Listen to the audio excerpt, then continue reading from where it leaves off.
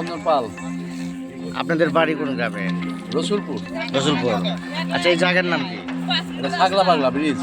আচ্ছা, এই ছাগলা পাগলা ব্রিজটার নামকরণ করার কারণটা কি আপনার জানা আছে? জানা আছে, অনেক আগের কথা এটা। সিরাজগঞ্জের কামারখন্দে রহস্য ঘেরা ছাগলা পাগলা ব্রিজ। মোহাম্মদ আলামিন সরকারের তথ্য ও ভিডিও চিত্রে দেখুন বিস্তারিত।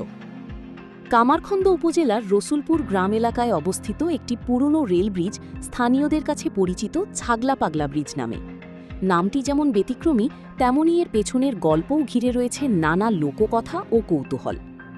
স্থানীয় বাসিন্দা মনোরঞ্জন পাল জানান, ছোটবেলা থেকেই তিনি তার বাপদাদার মুখে এই এলাকার ইতিহাস শুনে আসছেন। তাদের ভাষ্যমতে বহু বছর আগে এই স্থানে একজন মানসিক ভারসাম্যহীন ব্যক্তি ও কিছু ছাগল বসবাস করত। কোনো এক অজানা কারণে পরে এখানে বড় ধরনের দহ বা গভীর জলাশয়ের সৃষ্টি হয়।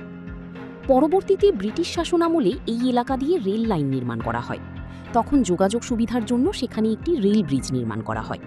সেই সময় থেকেই স্থানীয় মানুষজন জায়গাটিকে ছাগলা পাগলা নামে ডাকতে শুরু করেন। ধীরে ধীরে নামটি ছড়িয়ে পড়ে আশপাশের এলাকা জুড়ে।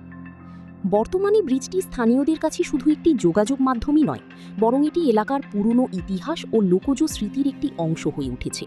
প্রতিদিন অনেক মানুষ কৌতূহল নিয়ে ব্রিজটি দেখতে আসেন এবং এর নামকরণের পেছনের গল্প জানতে চান। স্থানীয়দের দাবি, যথাযথ সংরক্ষণ ও পরিচর্যা করা হলে ছাগলা পাগলা ব্রিজ হতে পারে এলাকার একটি ঐতিহ্যবাহী দর্শনীয় স্থান। এটা নামকরণ হয়েছে, আমরা শুনছি ময়মনপুরের কাছে যে এখানে একটা ছাগলের একটা পাগল ছিল। আচ্ছা, পাগলটা কে জানি একটু বকা দিছিল, তার জন্য পরের দিন রাত্রেই দেওয়া হয়ে গেছে।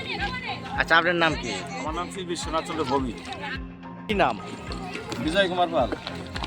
আপনার বাড়ি কোন গ্রামে? আচ্ছা, আপনি এই ব্রিজ সম্পর্কে আপনার কি জানা, নামটা কেন করেন?